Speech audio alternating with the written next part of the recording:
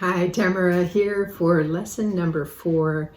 And to get nice and grounded into our body, let's do 3 deep breaths. So rest or relax your eyes, whatever you're most comfortable with. And breathe in through your nose and notice the air filling up your lungs. Focus on that. Exhale and just be present right now, right here, right in your body.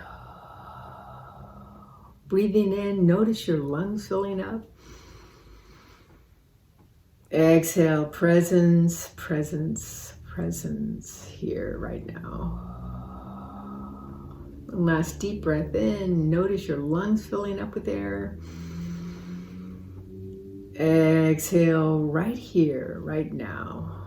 You are in your body. Very good, very good. Lesson 4 of A Course in Miracles. These thoughts do not mean anything, unlike the preceding ones. These exercises do not begin with the idea for the day. In these practice periods, begin with noting the thoughts that are crossing your mind for about a minute, then apply the idea to them. If you are already aware of unhappy thoughts, use them as subjects for the idea. Do not, however, select only the thoughts you think are bad. You will find, if you train yourself to look at your thoughts, that they represent such a mixture that, in a sense, none of them can be called good or bad. This is why they do not mean anything. In selecting the subjects for the application of today's idea, the usual specificity is required. Do not be afraid to use good thoughts as well as bad. None of them represents your real thoughts, which are being covered up by them. The good ones are but shadows of what lies beyond, and shadows make sight difficult. The bad ones are blocks to sight and make seeing impossible. You do not want either. This is a major exercise, and you will be repeating from time to time in somewhat different form. The aim here is to train you in the first steps toward the goal of separating the meaningless from the meaningful. It is a first attempt in the long-range purpose of learning to see the meaningless outside you and the meaningful within. It is also the beginning of training your mind to recognize what is the same and what is different.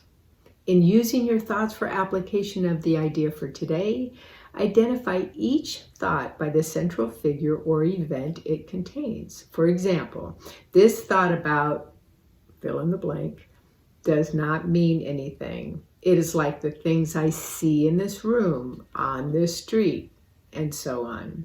You can also use the idea for a particular thought that you recognize as harmful. This practice is useful, but not a substitute for the more random procedures to be followed for the exercises.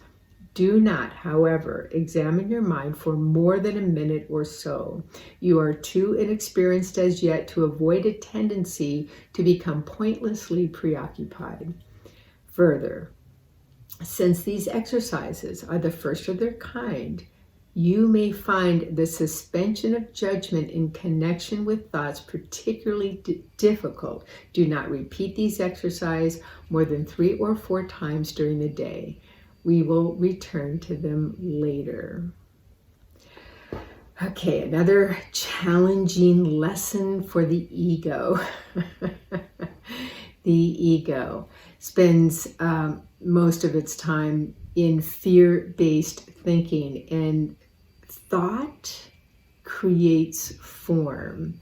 So if you're focused on fear-based thinking, you're probably getting more of what you don't want to experience in your life. And if your thoughts are love-based, you're definitely more in alignment to your true self and in alignment to God's vision for you and His purpose for you. So what you think is what you begin to create in form.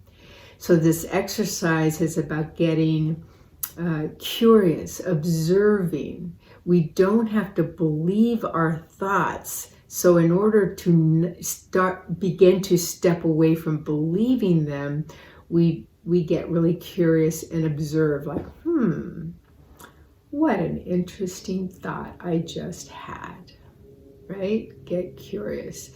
And curiosity is definitely more in alignment with love-based thinking than, fear-based thinking.